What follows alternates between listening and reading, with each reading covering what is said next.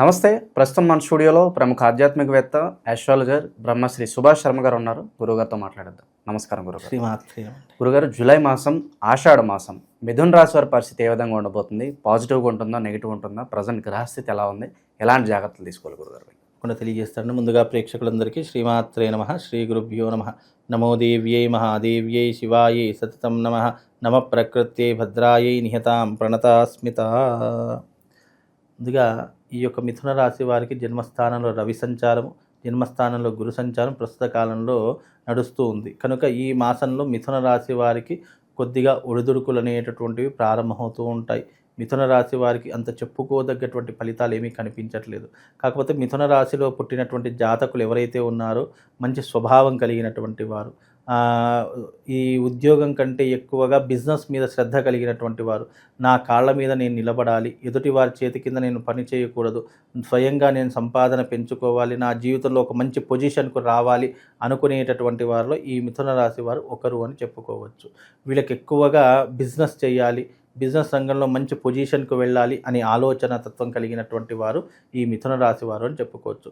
వీళ్ళు చిన్ననాటి నుండే చాలా కష్టాలు, ఒడిదుడుకులు, ఎన్నో రకాలుగా తీవ్రమైనటువంటి ఇబ్బందులు పడి అంచెలంచెలుగా పైకి ఎదిగేటటువంటి స్వభావం కలిగినటువంటి వారు. వీళ్ళకు ఎక్కువగా ఎవరి దగ్గర నుంచి గుర్తింపు అంత తొందరగా లభించదు.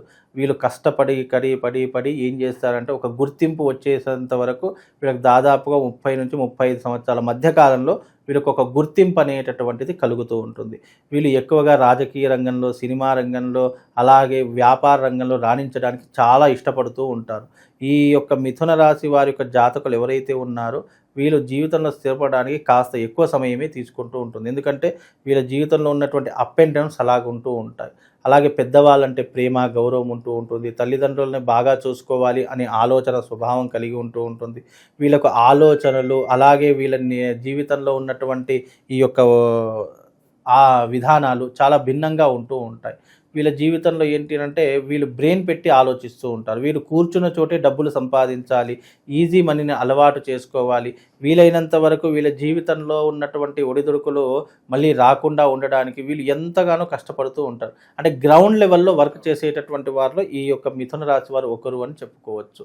అలాగే వీళ్ళ జీవితంలో చిన్నప్పుడే పెళ్ళిళ్ళు ఎక్కువగా అయ్యేటటువంటి లక్షణాలు ఈ మిథున రాశి వారికి ఎక్కువగా ఉంటుంటాయి. అంటే చిన్నతనం అంటే ఒక వయసుకు ఒక 22, 23 సంవత్సరాల లోపలనే వీళ్ళకి ఎక్కువగా పెళ్ళిళ్ళు అయిపోయేటట్టు లక్షణాలు ఉంటూ ఉంటాయి. లేదా అది దాటింది అని అంటే కనుక మ్యాక్సిమం 30, 32 సంవత్సరాలు అయ్యేంత వరకు మిథున రాశి వారికి వివాహాలు అనేటివి జరగవు. అంటే అయితే తొందరగా అవుతాయి, లేదు అని అంటే ఆలస్యంగా జరుగుతాయి. మధ్యమ అంటే మనం చేసుకుందాం అనుకున్నప్పుడు మాత్రం వివాహాలు తొందరగా కావు.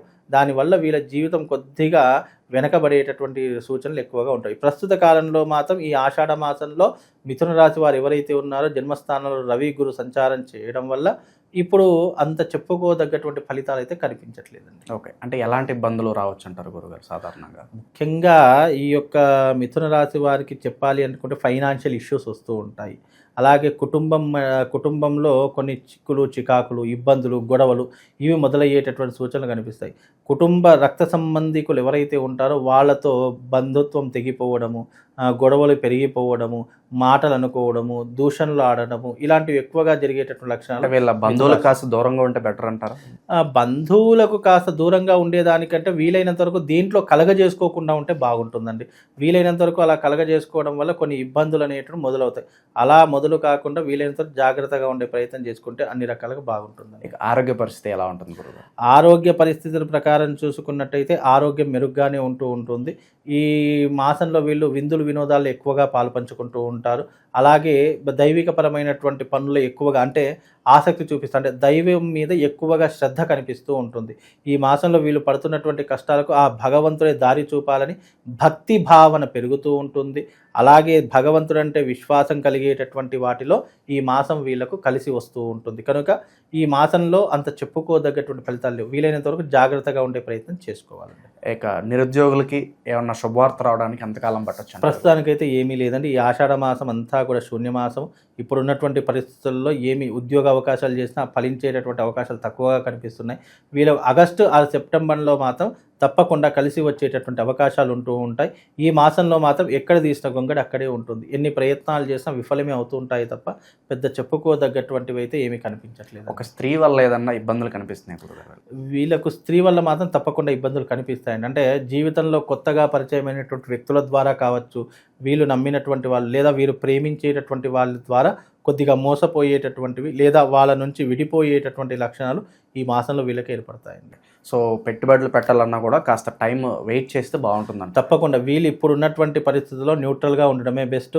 పెట్టుబడులు కానివ్వండి లేదా వేరే రంగంలో రానిద్దామనుకోవడం కూడా అది కొంతందుకు వీళ్ళకు ఎఫెక్టే చూపిస్తుంది తప్ప వీలైనంత వరకు జాగ్రత్తగా ఉండే ప్రయత్నం చేసుకోవాలి. ఓకే, విశేషంగా మరి చాలా వరకు నెగిటివ్గా ఉంది కాబట్టి ఈ ఆషాఢ మాసంలో ఎలాంటి పరిహారాలు చేసుకోవడం ద్వారా కాస్త మంచి ఫలితాలు ఉంటాయి గురుగారు? వీలైనంత వరకు ఈ యొక్క ఆషాఢ మాసంలో అమ్మవారి యొక్క ఆరాధన చేసుకోమని చెప్పండి. అమ్మవారి యొక్క ఆరాధన వల్ల వీళ్ళ జీవితం చాలా అద్భుతంగా గడుస్తుంది. అలాగే అమ్మవారి యొక్క ఆరాధన ఎలా ఆచరించాలంటే ఉదయకాలం లేచిన వెంటనే దగ్గరలో ఉన్నటువంటి అమ్మవారి యొక్క ఆలయానికి వెళ్ళడము లేదా అమ్మవారికి సంబంధించిన కనకధారా స్తోత్రం కానివ్వండి, లేదు అని అనుకుంటే గనక అమ్మవారికి సంబంధించిన లలితా సహస్రనామ పారాయణం గనక ఎవరైతే ఈ జాతకులు చేసుకుంటారో కొంతవరకు వీళ్ళకి జీవితంలో ఉపశమనం కలుగుతుంది, అదృష్ట యోగం అనేటటువంటిది కూడా కలుగుతుందండి. ఓకే, విశేషంగా ఏదైనా దానాలు ఏదైనా చేసుకుంటే బాగుంటుందా గురువు?